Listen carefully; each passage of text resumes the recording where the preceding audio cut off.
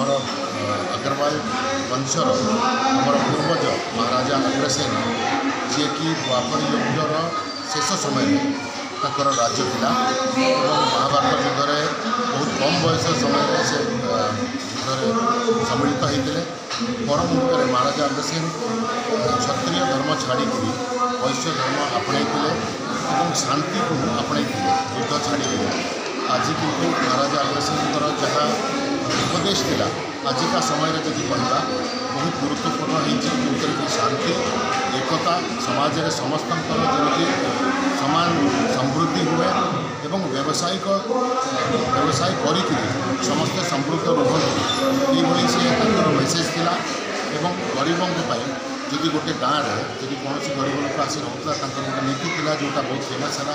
जोटा को कहुए गोटे इटा और गोटे टंका गोटे इटा समस्ते गाँव लोक दबार घर या गोटे गोटे टंका सब गाँव लोक देते व्यवसाय करने को वर्किंग कैपिटल मिल जाता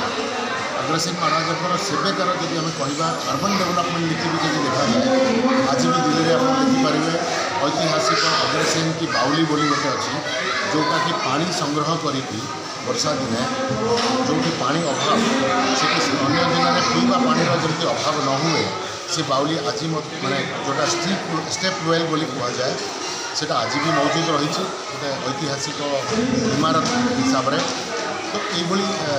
आमर जी वंशज आज अग्रसेन महाराजा वंशज मान को अग्रवाल बोली कहुए आप देखिए कि अग्रवाल समुदाय जो भी था शांति श्रृंखला सहित रुहतु एवं राज्य हो कि देश हो तार समृद्धि में सम्मिलित होता एवं व्यवसाय मूल भाव में व्यावसायिक बिजनेस था से किंतु अग्रवाल कम्युनिटी सब क्षेत्र में अच्छा डाक्टर हूँ इंजीनियर हूँ राजनीति हूँ सब तरह